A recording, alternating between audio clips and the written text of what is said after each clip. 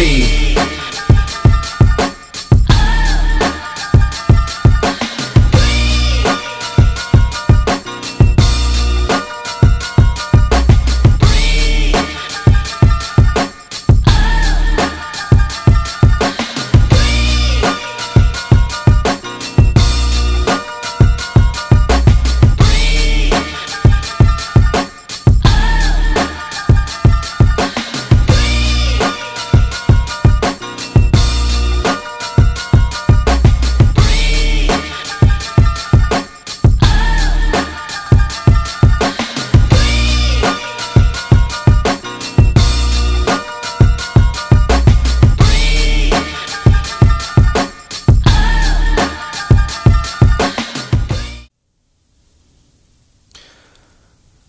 Alright, what's going on, people? As you can see, Sophie's down. Yep. Sophie is down for the count. She's not out.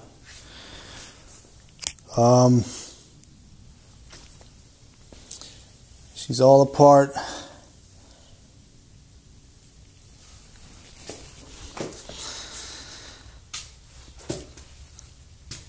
This is her current condition, all pulled apart up on the jack. So, a brief synopsis of what happened.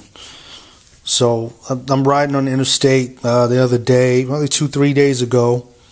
Sun is shining, you know, it's a beautiful day out. And I feel what I think is raindrops on my arm, and I'm like, wait a minute, it's not raining, but what's this splatter that I'm feeling on my arms? So look down, and coolant is spraying up everywhere. I'm like, damn, man, maybe I busted a hose or something like that. So I get her home and start taking her apart and trying to figure out where she's leaking from. All the hoses are good. And long story short, take off the radiator cover. If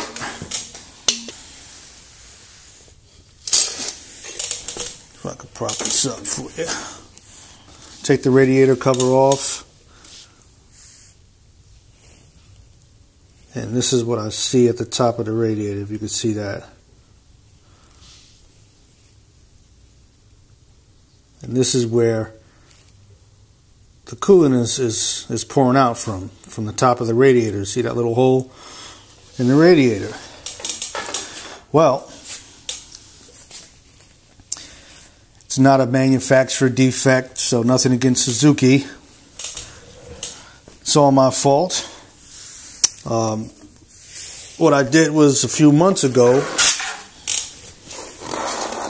I got this bad boy.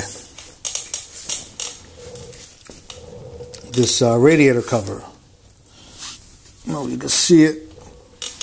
It's kind of dope. It's got the skull and the flames. I put it on and didn't realize, if you can see up here, that this screw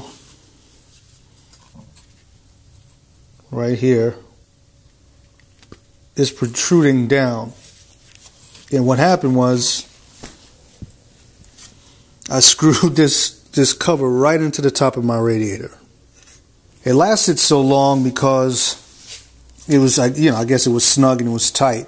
But after riding and the vibration of the bike, it probably increased the diameter of this hole, causing it to leak. So this is totally my fault. Suzuki had nothing to do with it. The unfortunate thing is that OEM parts are very expensive. I gotta get a whole new radiator. And guess what, folks? OEM radiator for a Suzuki C50 Boulevard, $600. 600. Very pricey. So I'm gonna try my luck on eBay and deal with those fuckbirds and see maybe if I can get one. I see them on eBay for about $80 average, and cross my fingers and pray that there's no leaks. Apparently they've pressure tested them. It would suck that, you know, I get one and then it's leaking. So we'll see. So I got to get that. And then while I was at it, because Suzuki, if anybody owns Suzuki, you know that they design everything so freaking difficult. You go to fix something, you got to tear the whole fucking bike apart to get to the part that you're working on. They don't make anything intuitive. With that being said, I changed I dropped it 3 inches and put these lower end links on it. And I had to take off every fucking thing off this bike. Excuse my language. Every freaking thing off this bike to get to these lower end links. And then one of the screws are in a position where you can't even get a wrench on it. So that's just a whole nother situation. But, you know, that's Suzuki engineering for you. So while I had it apart, and I had to take off everything anyway, I decided to pull off the thermostat housing. And I'm going to replace the thermostat as well.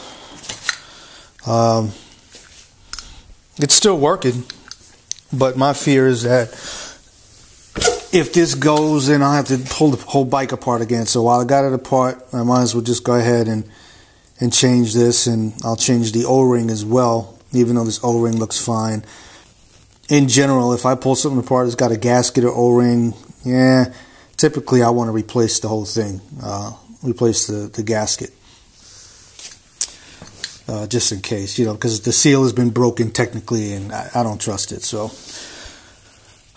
people with Suzuki, you feel my pain. The problem is with any OEM part, it seems like the Japanese stuff, at least that's what I've got experience with, takes forever to come. So I'll probably order this stuff next week, and who knows when I'll get it. So you say, all right, 19, I know you got a few whips. Just ride the other bike. Okay. Yeah, that sounds good in theory. But here's Sasha. And she went down first. She went down a couple weeks ago. And I did the video about bike maintenance, and I talked about the brake being seized, the caliper being seized on the rotor. Here it is all apart, and I'm still waiting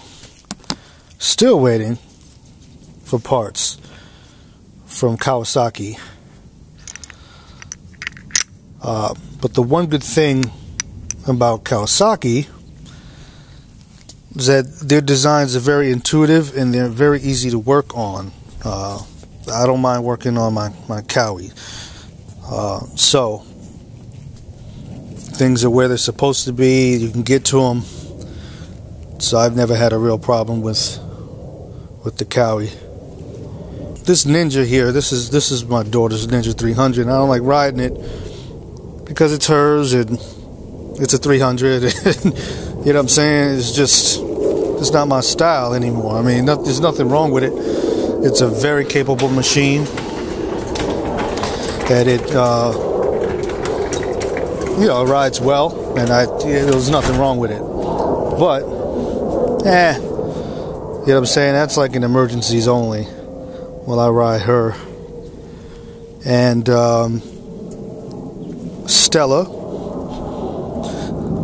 Stella's down too. So let's see if we can get a good look at Stella.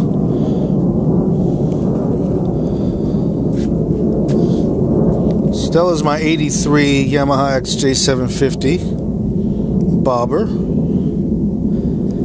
She was a regular cruiser. I chopped the frame, put hard struts on, painted it, changed the tank. Love this little bike. But she's down too. She's got a leaky carb that I haven't had a chance to open up and fix. If you can see here, I'm not sure if you can see. See, that's fuel. That's gas leaking from the carbs. So that needs to be done when I get a chance. So